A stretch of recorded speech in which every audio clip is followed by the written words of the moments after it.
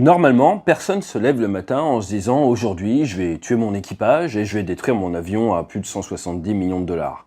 C'est pourtant ce qui s'est passé le 28 juillet 2010 avec un accident lors d'une répétition pour un meeting aérien en Alaska qui n'aurait tout simplement jamais dû arriver. Il s'agit de la seule perte d'un C-17 Globemaster III, le Globemaster qui avait déjà existé avec la version C-74, C-124, et là vous êtes sur une machine à 279 exemplaires entre 91 et 2015, qui a été un succès à l'export, propulsé par les moteurs du 757 des Pratt & Whitney, qui est apte à prendre un char M1 Abrams de 63 tonnes en soute, et bien qui va bien fonctionner jusqu'au dernier moment, mais il y a un moment dans l'aviation, quand vous dépassez les limites du domaine de vol, quand vous ne respectez pas les procédures et notamment la procédure décrochage, votre espérance de vie fond comme neige dans le désert émirati. Ce que je vous propose dans cette vidéo, c'est d'un petit peu mieux comprendre quel est cet aéronef, le C-17,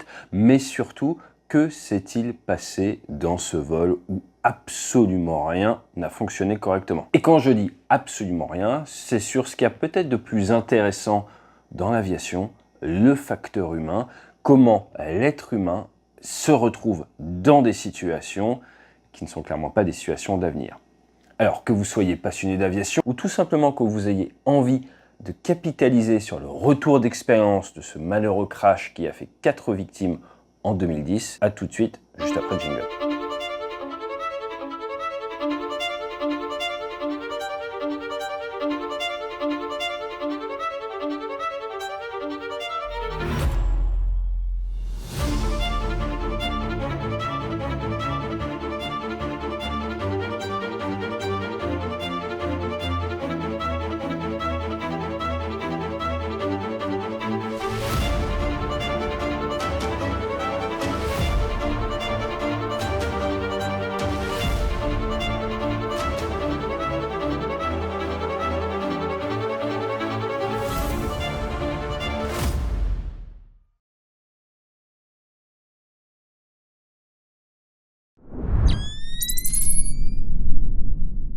Le premier vol du C-17 Globemaster III, c'était en 91. Il est fabriqué à Long Beach en Californie, a été un succès à l'export chez les Britanniques, au Qatar, en Australie, au Canada. Et il y a même question en 2025 de relancer la production pour le Japon. Petit point, on a parlé des moteurs du 757, ils peuvent passer la reverse en vol de manière à avoir des pentes extrêmement fortes et se poser très court tout en arrivant avec un fort angle pour limiter les risques de tir d'armes légères.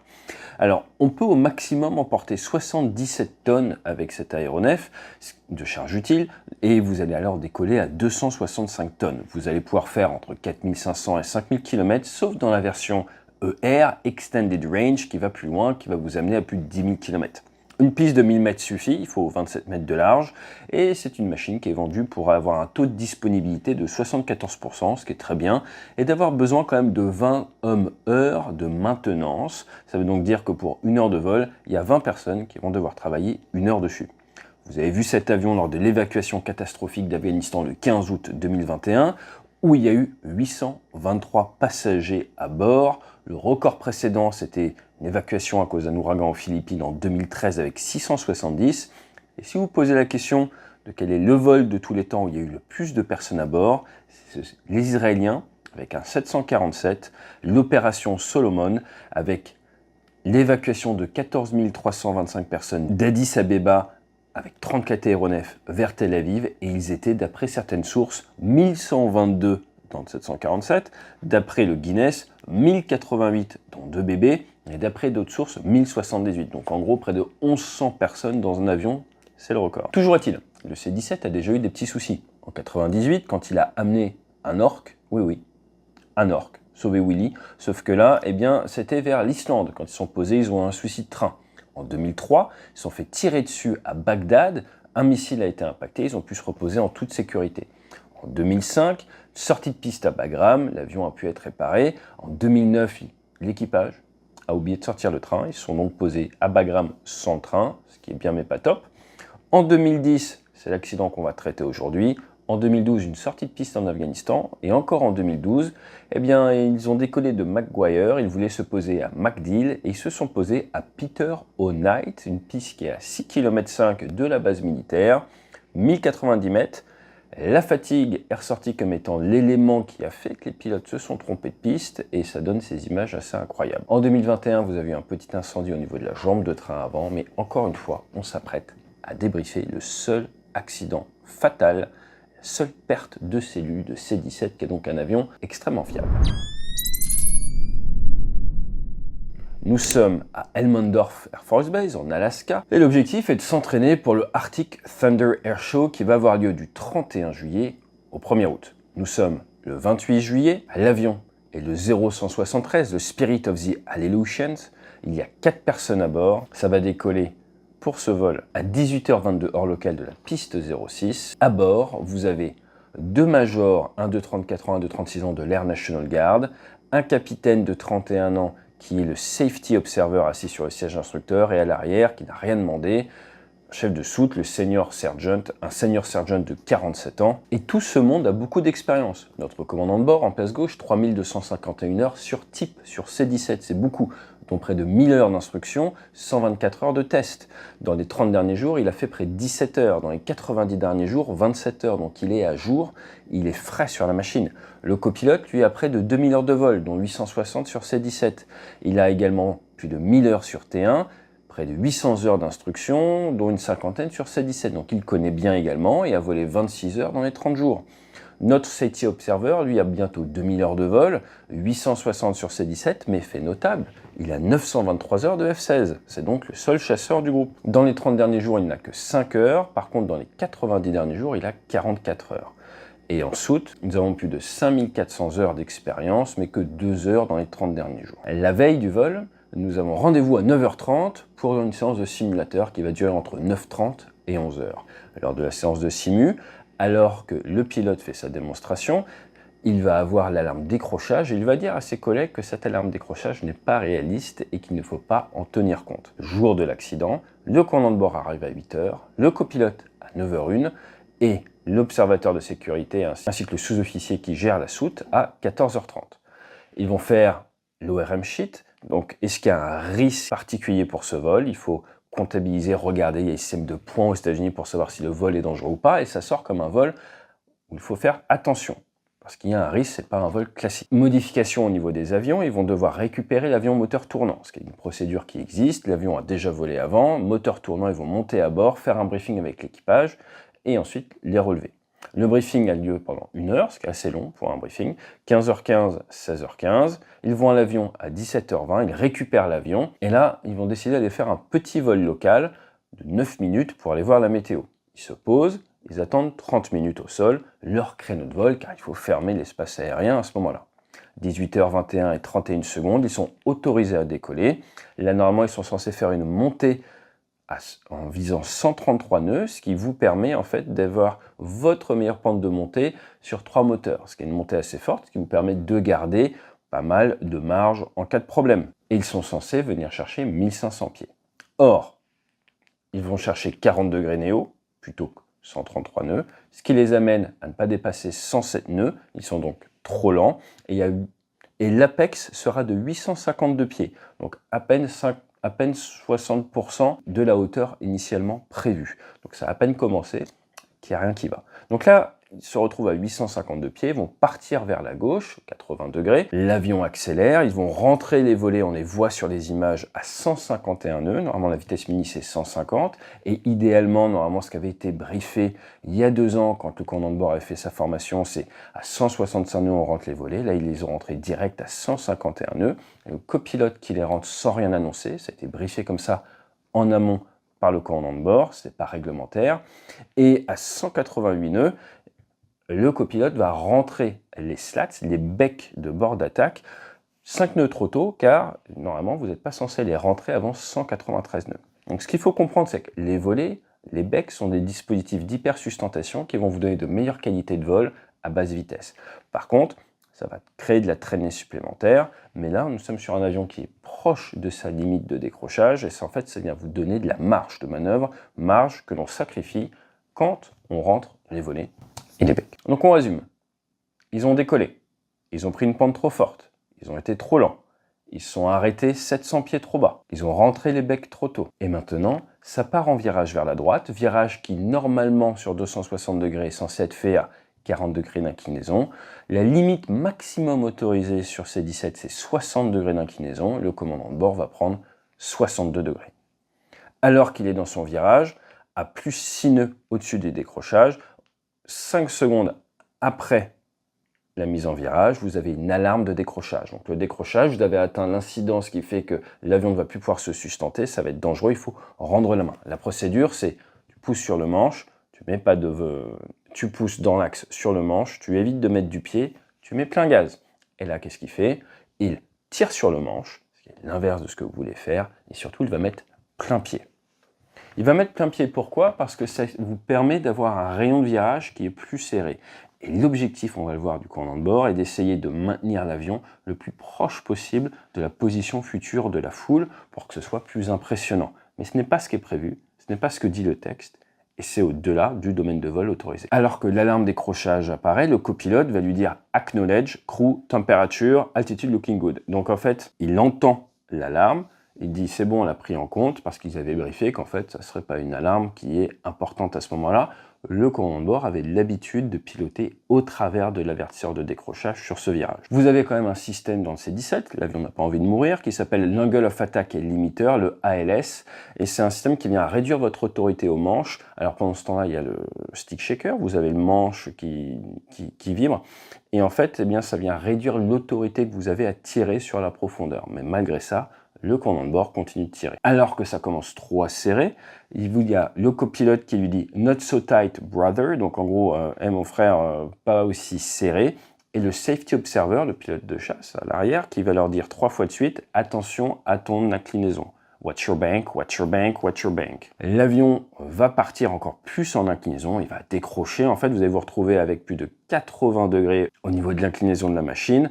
Et le pilote va mettre du manche à fond à gauche, du pied à gauche, mais va continuer à tirer. Et pour sortir d'un décrochage, il faut rendre la main. Maintenant, quand vous êtes en train de chuter comme ça, c'est un réflexe généralement de tirer qu'il faut absolument combattre.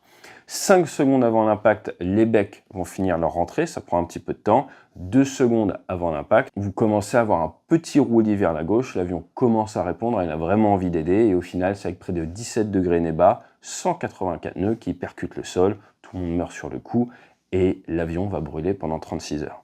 Les conditions météo sur zone étaient bonnes, il fait 53 degrés Fahrenheit, il y avait peu de vent, le plafond était correct, aucun souci météo pour le vol. Des relevés toxicologiques vont être faits sur le commandant de bord, mais également sur l'équipe au sol. 18 personnes en tout seront testées, tous les résultats seront conformes. Au niveau du repos, on apprend dans le rapport que la réglementation de l'armée de l'air américaine et qu'il vous faut un bloc minimum de 10 heures de repos, dont 8 heures où vous pouvez dormir de manière ininterrompue, dans les 12 heures avant de commencer ce qu'on appelle une période de flight duty, une période où vous allez voler.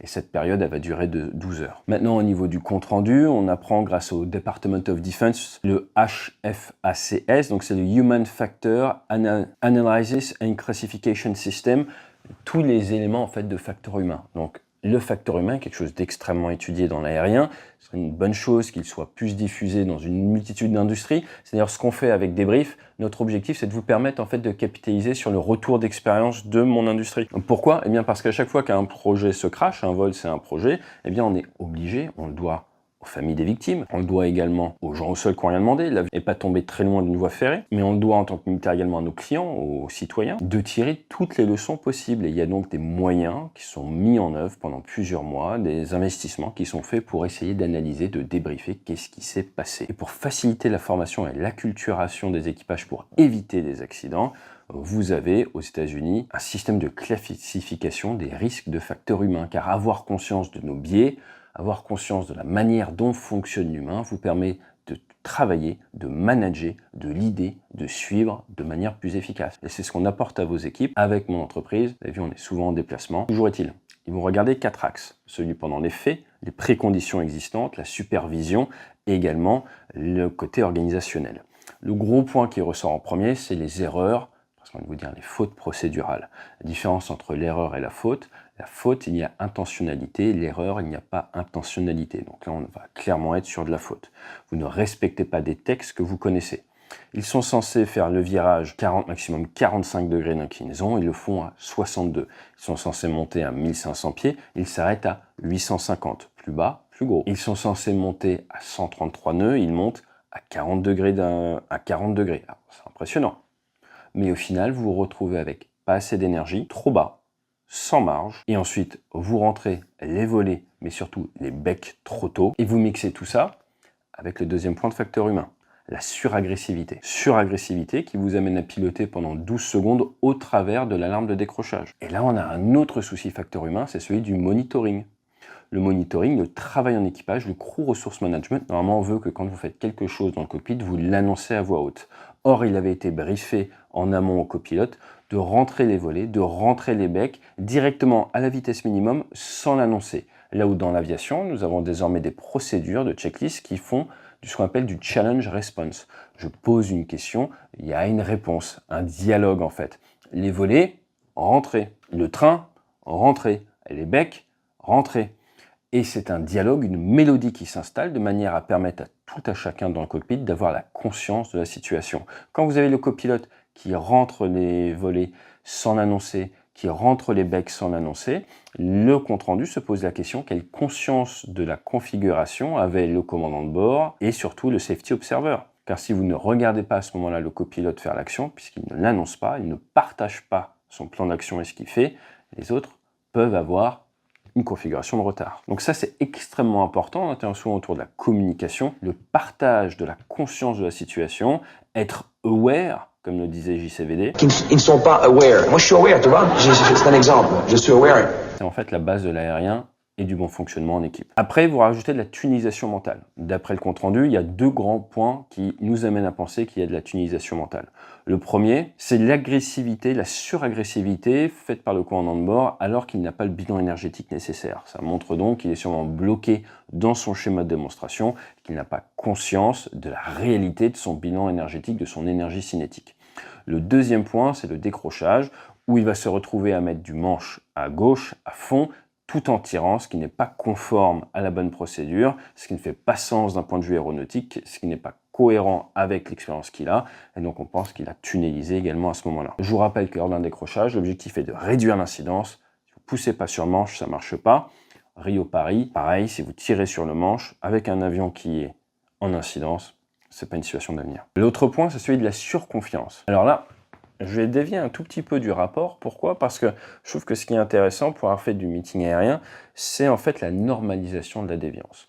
Ils appellent ça surconfiance, mais moi je préfère ce terme de normalisation de la déviance qui est en fait un désalignement entre votre objectif initial et votre objectif qui est dans votre tête au moment du briefing, au niveau du vol. Quand on regarde les textes, l'objectif de cette mission est normalement de faire une démonstration des capacités, pas de max performer l'avion. Vous devez montrer l'avion aux gens, montrer les capacités du C-17, pas le montrer aux limites de son domaine d'emploi. Or, entre la formation qu'a reçue le commandant de bord au meeting aérien il y a plus de 2 ans et ce qu'il fait actuellement, il a dévié par rapport au texte, par rapport à la norme, et il a décidé de prendre cette démonstration de capacité et de l'amener vers de la max performance aux limites. On le voit avec ce qu'ils appellent la motivation mal placée. Son objectif avoué était de put on a good show, de faire un bon show, alors que ce n'est pas ça l'état final recherché. L'état final recherché, c'était de montrer les capacités, même si, au niveau de l'ego, on sait qu'on peut faire mieux et c'est frustrant. Donc ça, c'est très important et ce ralignement est vital. Quand j'étais leader en meeting, en démo, je briefais à mon équipier que nous sommes là pour mettre en œuvre les avions. 80% du public, ils voient les 2 Rafales, ils sont contents. Et de toute façon, ils n'ont pas une grande compétence, expertise aéronautique, donc tant qu'ils voient des Rafales en vol, ça coche la case, la mission est faite. 15% des gens ont une bonne compréhension, une bonne connaissance, maîtrise de la démo aérienne. Si on fait quelque chose de serré, si on fait quelque chose de dynamique, ils sauront l'apprécier. Et après, tu as 5%, c'est comme sur YouTube ou sur les réseaux sociaux, quoi que tu fasses, ça n'ira pas. Cette vidéo, mes démos, n'ont jamais eu pour objectif de faire plaisir à ces 5%. L'objectif est de faire plaisir en meeting aérien aux 80%. On décolle, on montre les avions, on se fait pas peur, on fait peur à personne, on a envie et on peut, la semaine prochaine, refaire la même manip. Ça veut dire qu'on n'a rien cassé, on ne s'est pas fait peur, on a toujours nos autorisations de vol. Et ça, si vous ne le briefez pas, si vous ne vous l'auto-marketez pas, si vous n'arrivez pas à vous convaincre vous-même que c'est ça votre objectif, eh bien l'être humain, les rapports d'accident, et pour l'avoir vécu, on va avoir cette normalisation de la déviance, on va commencer à vouloir max performer, se faire un ego trip. Le seul moyen de le combattre, c'est renvoyer vers c'est quoi la mission, c'est quoi l'objectif macro, pourquoi on est là. Et ça, ce n'est pas un réflexe que l'on a naturellement en tant qu'être humain. Maintenant, on a un autre point, c'est l'effet d'attente ou le biais d'attente. Qu'est-ce que c'est? On entend ce qu'on attend, mais on voit ce qu'on attend également. On perçoit, notre cerveau perçoit ce qu'il s'attend à voir plutôt que la réalité. Et ça a de grandes chances d'arriver quand vous n'avez pas, aujourd'hui, les bons paramètres. Vous pensez que vous avez les bons paramètres pour votre entrée en figure. Normalement, je ne vais pas revenir dessus dans cette vidéo, on a déjà parlé sur plein de crashs d'avions en meeting aérien, mais vous devez avoir des paramètres d'entrée avant le virage. À certains points, ça ne ressort pas, on ne connaît pas les paramètres dans le compte-rendu, mais ils sont censés piloter des paramètres d'entrée. Maintenant, en fonction de votre expérience, eh bien, cette perception peut être biaisée. Pourquoi? Parce que ça fait 10, 15 fois que ça le fait. Et là, on le voit avec le cas de l'avertisseur de décrochage. Ça fait 10 fois, 15 fois qu'il fait son virage avertisseur de décrochage, donc il pense que ça va être comme d'habitude et que ça va passer. Non, t'es plus lent que d'habitude, t'as plus de la marge. Le compte-rendu rappelle forcément qu'il y a le non-respect des procédures. En avril 2008, quand il avait été formé, on lui avait bien dit, tu fais ta montée à 1000 pieds, tu commences à baisser le nez, tu vas chercher 1500 pieds, la rétractation des volets, c'est à la vitesse minimum plus 15 nœuds, le palonnier dans le virage, le pied qui met à droite, c'est de la technique only, ça c'est un terme qu'on utilise beaucoup, c'est pas procédural, mais c'est une bonne chose, ça peut t'aider à être mieux, mais c'est pas la norme, c'est pas le standard, tu le fais que si vraiment tu as tous les paramètres au vert. Et surtout, on ne modifie pas une démonstration, sauf pour la sécurité. S'arrêter à 800 pieds, prendre 65 degrés d'inclinaison, ce n'est pas une raison valable. Maintenant, forcément, dans une enquête comme ça, on va se poser la question, qu'en est-il du commandement? Comment est-ce qu'un pilote peut se retrouver à faire n'importe quoi avec la machine et au final tuer son équipage? Le leadership avait une confiance aveugle dans ce pilote qui a énormément d'expérience. Plus vous avez de l'expérience dans l'aérien, plus vous êtes à risque. Plus votre commandement se dit, il sait faire, il maîtrise, de toute façon il a plus d'heures que moi, plus d'expérience que moi, je le laisse faire. C'est pas forcément une bonne chose, encore une fois, à cause de la normalisation de la déviance. Par 2 fois, sa chaîne de commandement a voulu monter dans l'avion pour voir un petit peu comment il travaillait, ce qu'il comptait faire, et pour des raisons, des contraintes administratives dues à leur fonction, ils n'ont pas pu se libérer. Maintenant, pour rappel, quand il est à 62 degrés d'inclinaison, il est à 2G4 avec le C-17, pour vous donner une idée. Qu'est-ce que l'on peut retenir de ce crash de C-17? Comme vous le savez sur cette chaîne et dans mes formations, mon objectif c'est de faire vivre le devoir de mémoire de l'accidentologie. Un de mes slides préférés en conférence, c'est un philosophe texan que j'adore et on lui fait dire « Ego is not your amigo ». Et ça, malheureusement, c'est la base dans l'aérien, ça a tué. Et je veux que vous reteniez ces images incroyables qui avaient fait le tour du monde de ce C-17 et que vous l'encriez avec ce « Ego is not your amigo ». C'est l'ego du commandant de bord qui a pris le dessus sur le professionnel qu'il a été pendant toutes ces années, qui l'a amené à dévier par rapport à sa mission et qui l'a amené à tuer son équipage et à perdre la vie. La moindre des choses que l'on peut faire, c'est de faire vivre ce retour d'expérience. Car si on arrive à développer la capacité de s'auto-raligner quand on dévie, de se méfier de notre ego dans certains moments, et d'utiliser ce crash comme un exemple ou comme un vecteur de ralignement quand on voit un collègue qui commence à dévier, alors ils sont pas morts pour rien. Chaque crash transforme la sécurité aérienne, mais seulement si on capitalise dessus. C'est dans cette philosophie-là qu'on a fait le livre Crash, ces accidents qui vous sauvent la vie, qui reviennent sur les grands accidents de l'aviation de ligne et comment ils ont permis de sauver des vies. Je vous dis à très bientôt dans un cockpit sur le bassin d'Arcachon, en formation avec votre entreprise, en team building. À très vite et fly safe.